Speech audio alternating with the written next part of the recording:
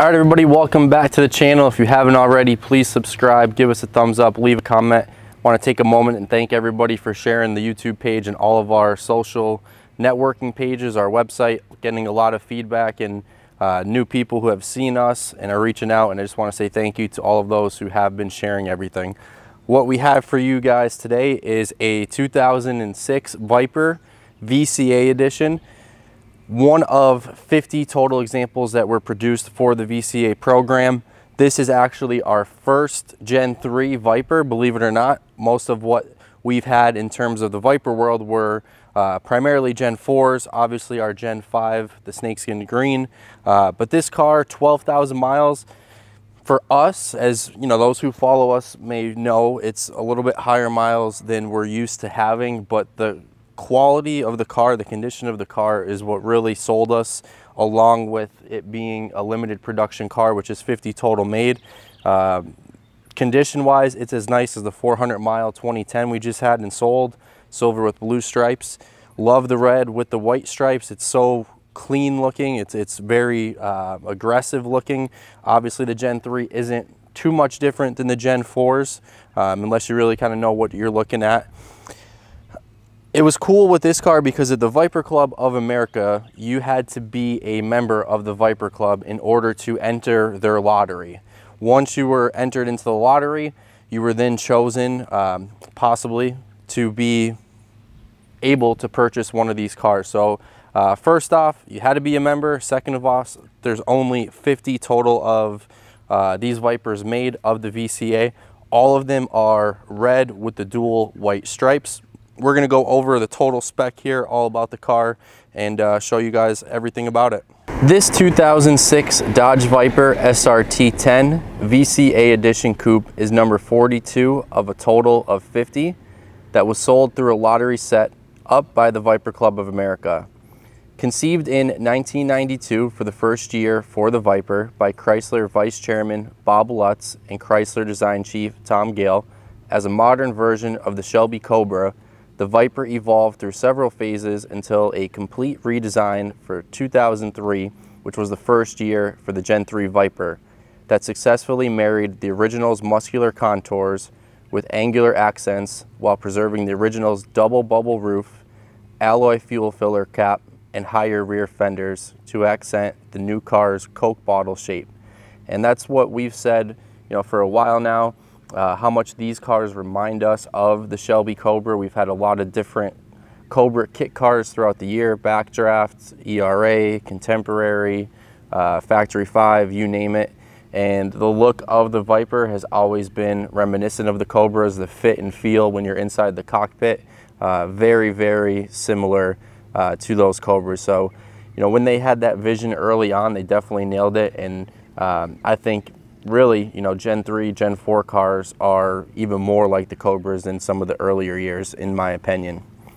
Also revised was the new Viper Coupe's rear end, adding a highly effective diffuser, reshaping the spoiler and revising the hatchback rear window to triple cargo capacity to 6.4 cubic feet.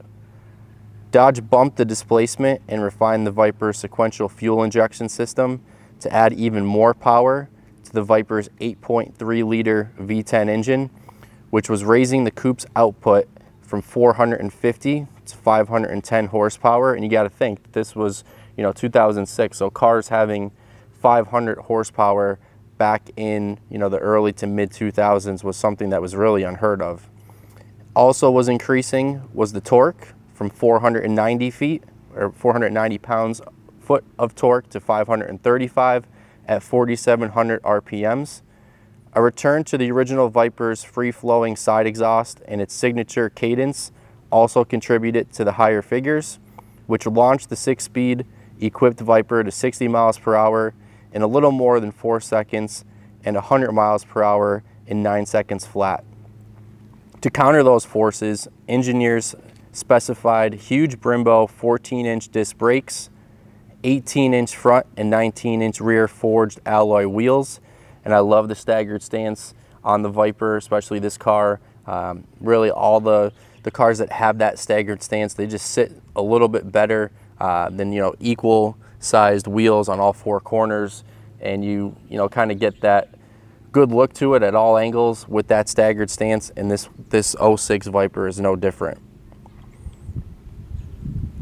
Identified by its Viper red paint with white stripes, special polished aluminum wheels, and VCA fender badges, the 2006 Viper SRT-10 VCA edition includes a premium two-tone black and gray interior with the red steering wheel, shifter, and parking brake lever accents. And that really gives a nice touch to the inside and the cabin of this Viper to match the red paint on the outside. You know, those little subtle touches, the red on the seats written with the font for Viper, gives it a really, really good look, not just outside, but also paying attention to detail inside as well.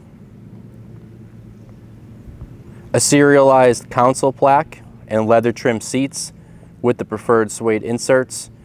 At only 12,000 original miles, this outstanding example is one of the most exclusive Vipers produced in any generation, and the badge history will show that. Also included in the sale are going to be the original window sticker and factory books. As we mentioned, the cabin features seats that are trimmed in black leather with the preferred suede inserts, red stitching, and Viper embroidery. Amenities will include air conditioning, power windows, a factory 6 CD stereo system, Viper branded floor mats, red accents on the shift knob and handbrake lever. The leather wrapped steering wheel with red accents, frame instruments consisting of a Viper branded 7,000 RPM tach and a 220 mile/hour speedometer, as well as gauges for your oil pressure, oil temperature, coolant temperature, and voltage. The digital odometer indicates just under 12,000 miles. The 8.3 liter V10, as we mentioned, is again going to produce 510 horsepower and 535 pounds-foot of torque when new. Tires were replaced. Power is sent to the rear wheels through a Tremec T56 6-speed manual transmission and a limited slip differential. Total cost for this car in 2006 was $91,990.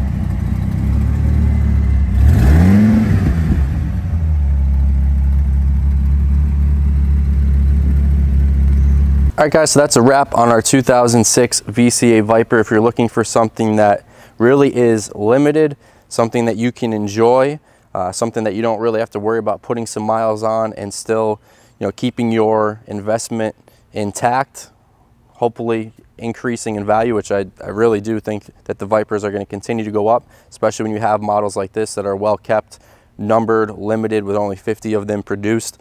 I don't think you can go wrong. If you haven't already, please subscribe, give us a thumbs up, leave a comment, continue sharing our pages, and we greatly appreciate it.